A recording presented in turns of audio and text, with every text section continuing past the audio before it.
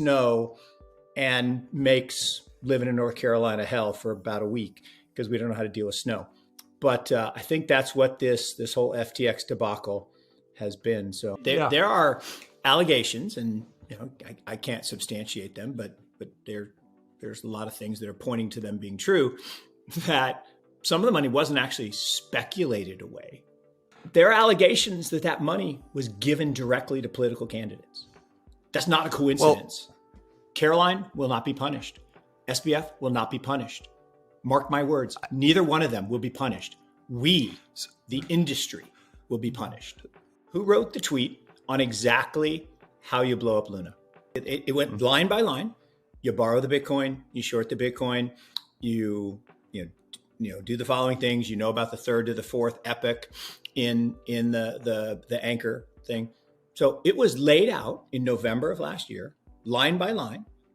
And what they accused, we, the collective, we all accused Citadel or JP Morgan or somebody like that, BlackRock. Let me go with this for a second. What if it was them? So here's the weird thing. If you're a regulator, which group would you investigate first? A shady offshore group, not incorporated in the US, with their major investor, a Chinese national? Or would you go after a firm based in New Jersey or a firm based in Kansas City that does crypto lending? I don't know. I probably would go after the offshore one. Oh, no. So Otteru, which, by the way, the Otteru Twitter account, shut down, gone. How did Otteru get inside documents on Celsius and leak them? And then who shows up to save them? Oh, FTX. And then they decide not to. Oh, how does Otteru get inside documents on BlockFi and leak them? And who shows up? FTX. Voyager. Shocking. FTX. So what if, right? Go all the way back to the beginning. This was the plan to say, what is the greatest threat? A new financial system. A new financial system. Based on self-sovereignty. Based on self-sovereignty. Things like stable coins. If $1 million leaves the banks and goes into a stable coin, do the banks care? Whatever. $1 billion, don't care. $100 billion? Now we have a problem. So what do? You attack the stablecoin first with your Psyop organization that you set up, that they set up. Gensler and Ellison and Fried or Fry. Is it lost on anyone the irony that Sam Bankman fried? Am I the only one that sees that? Right? Yeah. You pronounce it Fried, but it's written fried, and it's Bankman. So the banks organized this whole thing. They took down Luna, and what happened the next day? Literally, not even 12 hours after Luna collapsed, who was on TV calling for regulation of stablecoins? Janet Yellen. And here's the thing: it's all going back to Sam's mom. It's all going back to the Democratic Party. Y'all do know, right, that, they had the big memo yesterday, the humble brag from Sequoia. Oh, yes, we lost 150 million, but we've made 7.4 billion on our other stuff. Love that.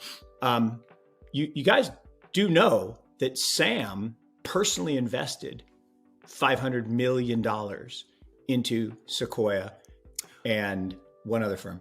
And where did that money come from?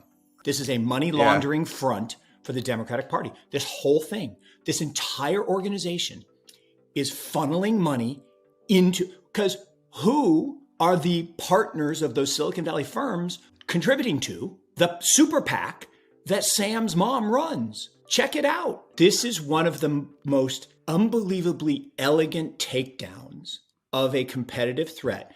This rivals what JP Morgan and John D. Rockefeller did to the Knickerbocker Trust and the entire trust industry when the trust industry was taking share from their beloved banking industry They spread a rumor that Knickerbocker Trust, okay, was insolvent.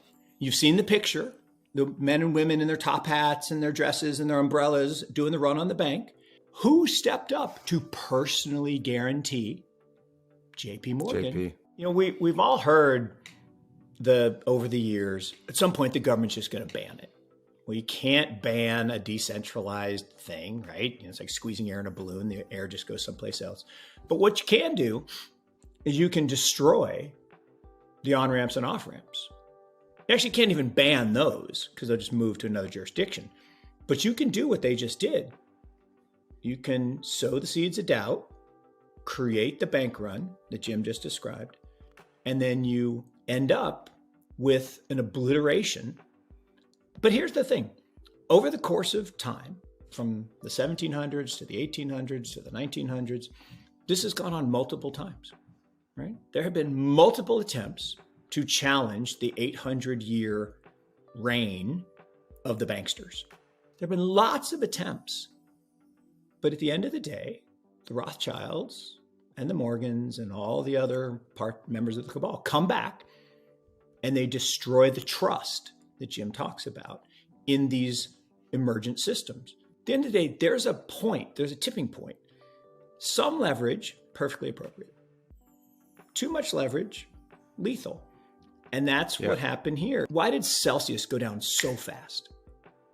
Well, two reasons. One, excess leverage, but also this silly, own token where you pump up the price to create equity. Same problem with FTT. But let's just back up 1 second. What is the FTX business plan?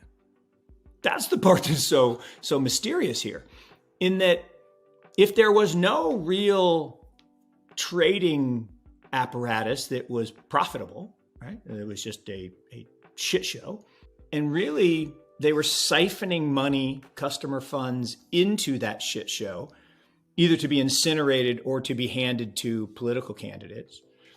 Why would he be in Washington, again, doling out money to curry favor, to get legislation passed against DeFi, against foreign competitors like CZ? Here's the big problem.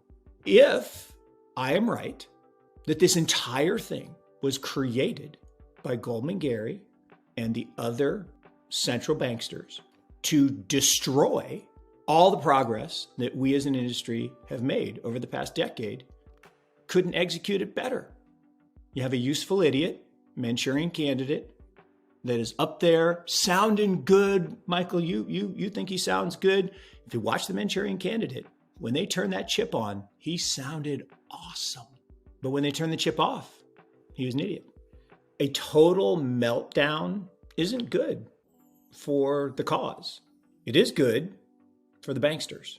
So again, back to incentives. Does CZ have the incentive to blow up the system? Nope.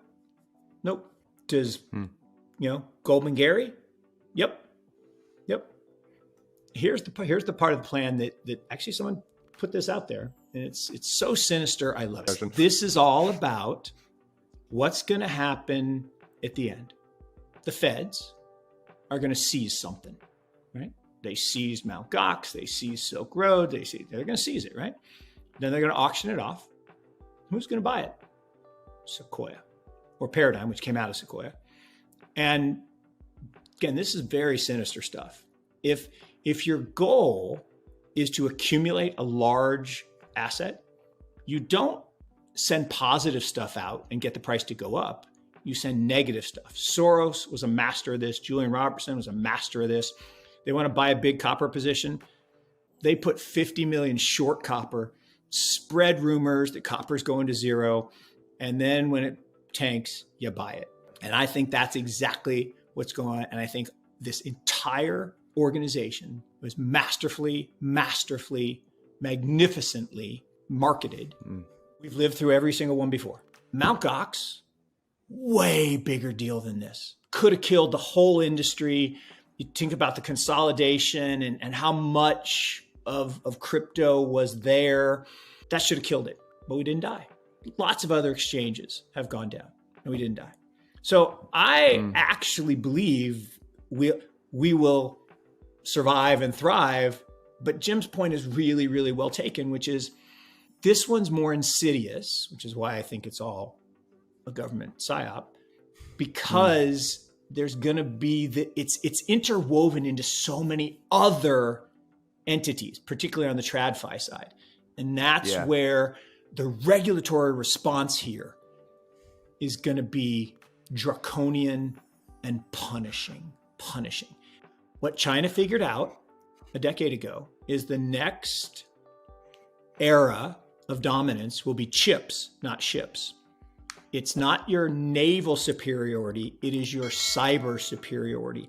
And that's what the promise of blockchain does, is it takes us away from nation states, brings us into the metaverse where you can be sovereign anywhere you want, you can be part of any community you want, but we have to have communities and sovereignty around ideas that don't have, unlimited printing presses, that aren't, collateralizing with their own equity.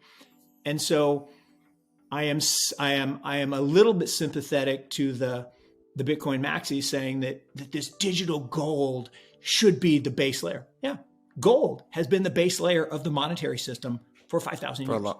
5,000 years. Right. So digital gold is the base layer. That's fine. But the base layer is not all there is. The monetary system works, and I defy anyone to show me different. Name a country that has a bad fractional reserve banking system that you would live in. No one will tell me one, because fractional reserve banking on its own is not bad. It's only bad when it's abused, either through excess leverage or bad collateral or lack of risk management. So what we had was not bad ideas. Centralized exchanges are not bad. They are not evil. Run improperly, and maybe in FTX cases, run for a different purpose than being an exchange, then they're bad. But the idea is not bad. Create the bones, the base layer technology of this new financial system, and we will emerge stronger and dominant.